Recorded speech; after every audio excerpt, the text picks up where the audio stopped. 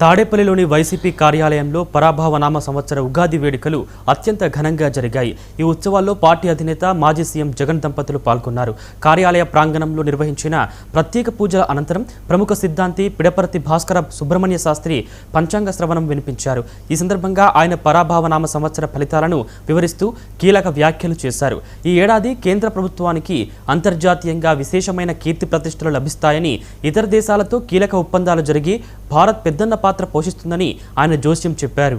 నుంచి ప్రారంభించి చిగురు దాకా ఉన్నటువంటి అంటే ఈ సంవత్సరంలో ఉండే అనేక రకమైనటువంటి మత ఛాందస్సువాదుల యొక్క ప్రభావం చేత, అంతేకాకుండా